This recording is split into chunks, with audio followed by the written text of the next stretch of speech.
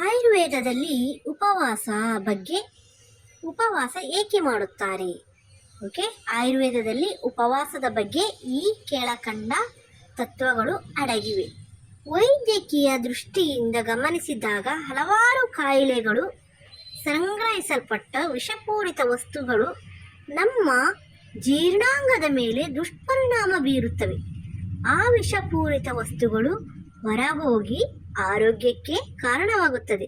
ಅಲ್ಲದೆ ಜೀರ್ಣಾಂಗಗಳು ವಿಶ್ರಮಿಸಿಕೊಂಡು ಶುದ್ಧೀಕರಣಗೊಂಡು ಮುಂದಿನ ಉತ್ತಮ ಕಾರ್ಯನಿರ್ವಹಣೆಗೆ ಸಿದ್ಧವಾಗುತ್ತದೆ.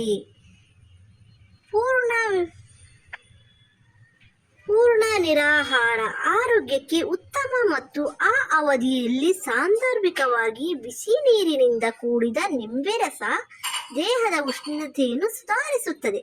ಆಯುರ್ವೇದದಲ್ಲಿ ದೇಹವು 80% ಶತ ನೀರಿನಿಂದ 20% ಶತ ಗಟ್ಟಿ ಪದಾರ್ಥದಿಂದ ಭೂಮಿಯಂತೆ ಕೂಡಿದೆ.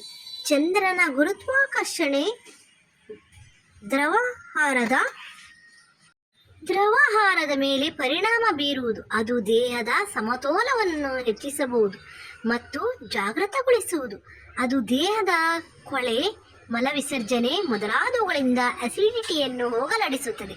ಜೊತೆಗೆ ಸಂಶೋಧಕರು ಮುಖ್ಯವಾಗಿ ಆರೋಗ್ಯಕ್ಕೆ ಅಗತ್ಯವಾದಷ್ಟು ಕ್ಯಾಲೋರಿ ಆಹಾರವನ್ನು ಒದಗಿಸಿ ಕ್ಯಾನ್ಸರ್, ಸಕ್ಕರೆ ಕಾಯಿಲೆ, ಮಲಬದ್ಧತೆ ಮೊದಲಾದ ಕಾಯಿಲೆಗಳಿಂದ ರಕ್ಷಣೆ ಒದಗಿಸುತ್ತದೆ. ಎಲೆಯಲ್ಲಿ ಊಟ ಮಾಡುವುದರಿಂದ ಇಷ್ಟೆಲ್ಲ ಪ್ರಯೋಜನಗಳು ಇವೆ, ಗೊತ್ತಾಯ್ತಲ್ವಾ? ಸೊ ಅದಕ್ಕೆ ಎಲೆಯಲ್ಲಿ ಊಟ ಮಾಡುವುದು ಉತ್ತಮ ಅಂತಾರೆ ಕೆಲವರು. ಭಾರತೀಯರು ಮಗುವಿನ ಕಿವಿಯನ್ನು ಏಕೆ ಚುಚ್ಚಿಸುತ್ತಾರೆ? ಕಿವಿಯನ್ನು ಚುಚ್ಚಿಸುವ ಆಚರಣೆ ಸಾಕಷ್ಟು ಹಿಂದಿನಿಂದ ನಡೆದುಕೊಂಡು ಬಂದಿರುವ ಹಿಂದೂ ಸಂಸ್ಕೃತಿ. ಇದು ಹಿಂದುತ್ವದ ಬಹುಮುಖ್ಯ ಆಚರಣೆಗಳಲ್ಲೊಂದು. ಗಂಡು ಮಕ್ಕಳಿಗೆ ಬಲ ಕಿವಿಯನ್ನು ಮತ್ತು ಹೆಣ್ಣು ಮಕ್ಕಳಿಗಾದರೆ ಎಡಭಾಗದ ಕಿವಿಯನ್ನು ಮೊದಲು ಚುಚ್ಚಬೇಕು ಎನ್ನುವ ನಂಬಿಕೆ ಇದೆ.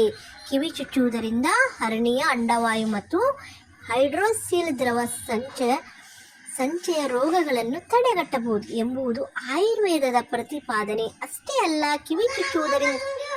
ಕಿವಿ ಚುಚ್ಚುವುದರಿಂದ ಹುಡುಗಿಯರ ಋತುಚಕ್ರ ಕ್ರಮಬದ್ಧವಾಗುತ್ತದೆ ಮತ್ತು ಹಿಸ್ಟೀರಿಯಾದಂತಹ ಮತ್ತು ಇತರ ರೋಗಗಳನ್ನು ತಡೆಗಟ್ಟುತ್ತದೆ ಎನ್ನುವ ನಂಬಿಕೆಯೂ ಇದೆ. ಕಿವಿಯೋಲೆಗಳನ್ನು ಧರಿಸುವುದರಿಂದ ದೇಹದಲ್ಲಿನ ವಿದ್ಯುತ್ ಹರಿವು ಸುಸ್ಥಿತಿಯಲ್ಲಿ ಇರುತ್ತದೆ. ಪುರುಷರು ದೇಹದ ಮುಖ್ಯ ನರಮಂಡಲದಲ್ಲಿ ನೆತ್ತಿಯ 2 ಕಣ್ಣು ಹುಬ್ಬುಗಳ ನಡುವೆ ಧರಿಸುತ್ತಿದ್ದರು. ತಿಲಕ ಧಾರಣೆ ದೇಹದ ಶಕ್ತಿ ಅಪವ್ಯಯವಾಗದಂತೆ ತಡೆಯುತ್ತದೆ ಎಂಬ ನಂಬಿಕೆ ಅದಲ್ಲದೆ ಏಕಾಗ್ರತೆಯ ಸಂಕೇತವೆಂದು ನಂಬಿದರು.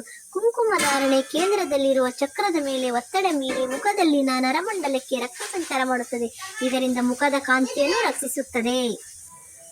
ನೆತ್ತಿಯಲ್ಲಿ ಕುಂಕುಮ ಅಥವಾ ತಿಲಕ ಧಾರಣೆ ಮಾಡುವುದು ನಿಮ್ಗೆ ಗೊತ್ತಾಯ್ತಲ್ಲ ಯಾಕೆ ಅಂತ?